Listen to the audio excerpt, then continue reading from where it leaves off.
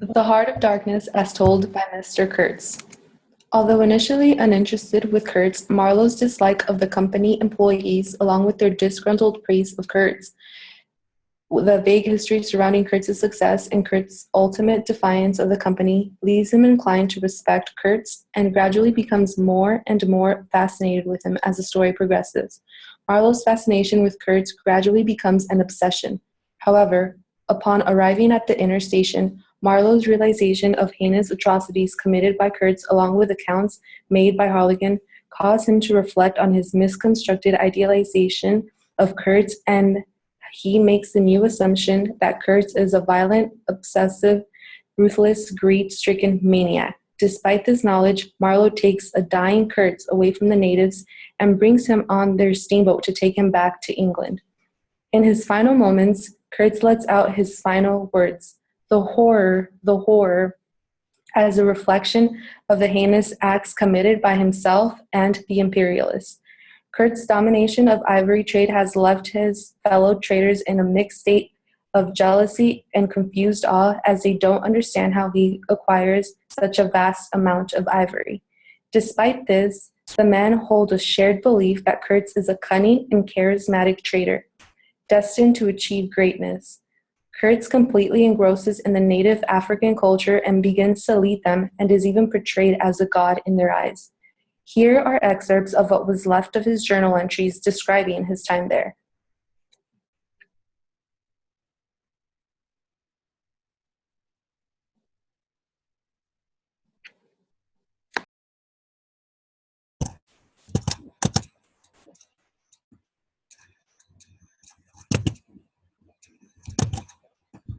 The natives are very different than us civilized men.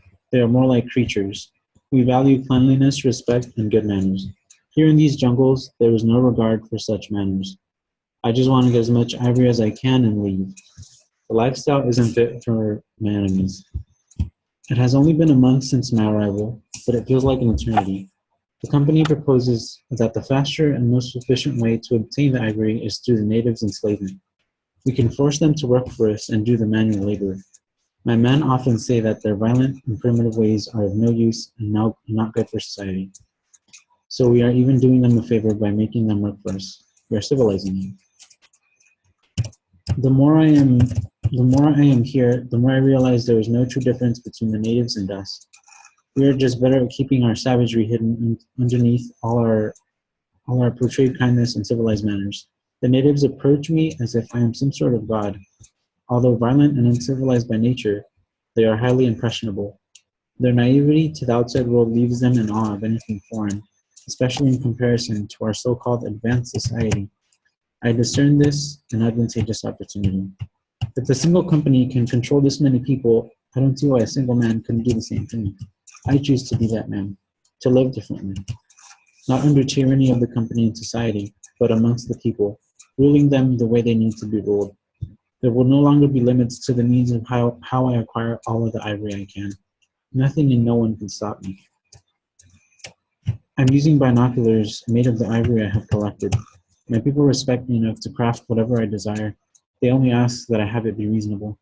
I requested that they make me an ivory chair, using mainly ivory and hardly any other material. However, my people seem to be distressed by the idea that only I would be able to sit on the chair. This ivory makes me feel alive. It has a surreal feeling that makes me feel in charge, which is why I am in charge, and my people agree. I feel like a king, an ivory king. All the ivory is for me, and I am glad I no longer contribute to the company. Being woken the next day, I was informed that there is a threat, not only to my position, to my ivory, my workers, and to my people. My people have warned me about this Englishman who seeks me. They say he is being given orders by the company to take me back to civilization. I see no reason to go back. My presence is valued and revered here. I will do everything I can to stop him. I will not think twice about ordering an attack against his boat. But, like all things in this world, I feel my doom is near. The very jungles which I rule have caused me to contract the sickness. I fear I may no longer continue my tyranny. I have seen two sides that appear to be different on the surface. I have seen it all. However, all men are the same. All men are violent. All men are selfish. Exterminate all the brutes.